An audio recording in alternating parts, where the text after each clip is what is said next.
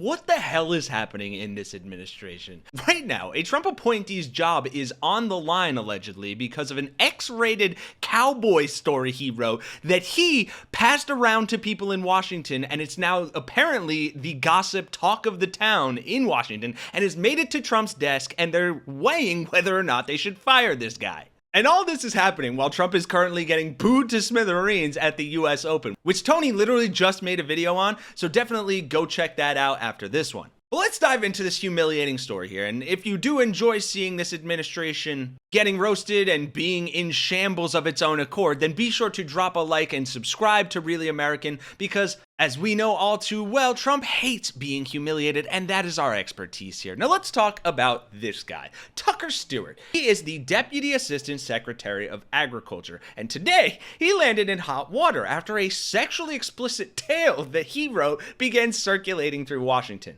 Now, this was initially reported by Meredith Lee Hill of Politico. She said, "Scoop, Trump officials are weighing firing AG Secretary Brooke Rollins' top liaison to Capitol Hill. A sexually explicit story he wrote with vivid descriptions of oral sex is spreading across D.C. Top White House officials and industry are now aware." And this is fascinating for a couple of reasons. First of all, what kind of oral sex are we talking about? Was it guy on girl, girl on girl, cowboy on cowboy, perhaps? A Brokeback Mountain situation? If that's the case, I don't see why the White House would have a problem with it. After all, here is Senator Ted Kennedy talking directly to Donald Trump on the Senate floor back in 2023, saying what he would like to do to him. "I got a new strap-on harness today. I can't wait to put it on you.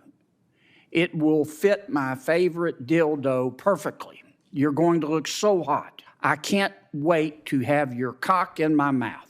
Yeah, but just wait, it gets even more interesting. A Political report published today revealed that Tucker Stewart, the Deputy Assistant Secretary of Agriculture, has become the talk of Washington after a 28-page love story he previously penned featuring graphic oral sex scenes and other explicit content made its way through government circles. Stewart reportedly shared the X-rated tale that centers on a cowboy living in Washington, more on that in a second, with fellow Hill staffers while serving as a senior advisor to GOP Senator Roger Marshall, the role he held before he became the top Capitol Hill liaison for Agriculture Secretary Brooke Rollins. More on her as well soon. The Kansas native is now at the center of DC gossip as his story circulates not only through USDA offices, but also among trade groups, lobbyists, and officials in other federal departments, according to Politico. The outlet, which obtained a copy of the outlandish tale, though they haven't published it yet, revealed the story has now reached President Donald Trump's inner circle, prompting White House officials to weigh whether Stewart should be removed from his post,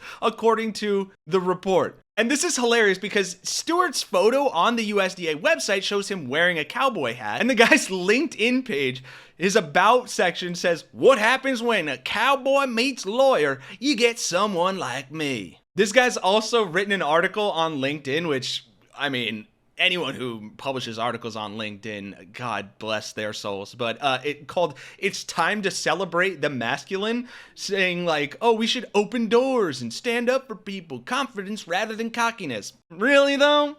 After what you wrote? Look, is this stupid, humiliating, and a little bit petty? Absolutely, but it speaks to a deeper problem here of sheer incompetence. What kind of guy passes around a 28-page X-rated story to congressional staffers and lobbyists and other people trying to show it off? I mean, he may not be a pedo, but he's certainly a pervert. And it gets deeper because that guy is actually the Assistant Secretary to the Secretary of Agriculture, Brooke Rollins, who is an inexperienced anti-science extremist that is leading the U.S. Department of Agriculture despite having virtually no farm and food policy experience, being an anti-science climate denier with ties to the fossil fuel industry, and promoting hateful and dangerous conspiracies, all par for the course for a Trump administration official. Case in point, back in March, Brooke Rollins had this response after being asked about the potential effects of Trump's tariffs. Listen to this dystopian level gaslighting. The president's tariffs will impact farmers and ranchers there. We've got new Fox News polls show that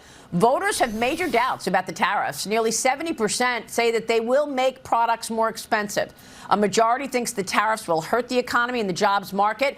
Are you expecting agricultural products to be more expensive as a result of tariffs, Secretary? This president's vision of tariffs being such an important part of his toolkit as he begins to realign the economy to put America first, to put our men and women, our families first. Everybody knows, and when they voted in November of 2024, they knew that's what they were voting for. Right, everybody voted for price hikes. No, I don't fucking think so, Brooke. But now, here is where the stupid begins to trickle down to infect your lives. Just listen to Representative Jim McGovern absolutely roast Rollins over the cuts that her department have been making to major food and assistance programs. We actually spent a few years developing a roadmap for ending hunger in this country. The Biden-Harris administration hosted the second ever bipartisan White House Conference on Hunger, Nutrition, and Health. And out of it came a national strategy that called upon every sector of society to do their part to end hunger once and for all. And now congressional Republicans are cutting food programs indiscriminately with apparent support from the Trump administration. I mean, the administration has already taken $500 million away from food banks, and President Trump's budget goes after WIC, slashing the food budgets of pregnant women, breastfeeding moms, and young kids. Meanwhile, your department has cut farmer programs too, like the Local Food for Schools program, Local Food Purchase Assistance program, and the Leahy Farm to School program. Your department has frozen funds obligated to farmers, canceled signed contracts, and purged career staff who work directly with our farmers. And internationally, this administration is torching our global food security programs, like Food for Peace and the McGovern-Dole Food for Education and Child Nutrition Program. They're both eliminated in the White House budget. You said that food security is national security. It's mind-boggling that the administration would cut those programs. And China is filling the void. The bottom line is that these cuts are hurting people, they're hurting consumers, hungry people, our local economy, and hurting our farmers. And so, Madam Secretary, I'd urge you to read the national strategy that came out of the White House Conference on Hunger, Nutrition, and Health.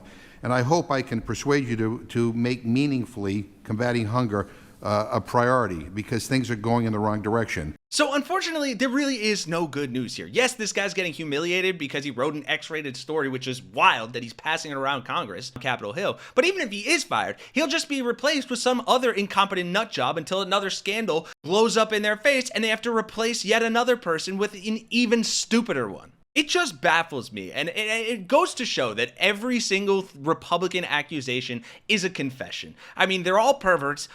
A lot of them are pedos, allegedly, and the public is turning against them. So we need to take advantage of that momentum, call out this stupidity, highlight the really, really humiliating stuff, and push back as loudly and as fiercely as we can. And that is what we are committed to doing here at Really American. So if that is something you appreciate and support, then be sure to drop a like on this video. Hit that subscribe button to join our resistance, and leave me a message in the comments to let me know how you feel about all of this. For Really American, I'm Kenny Hesse. I will see you guys in the next one.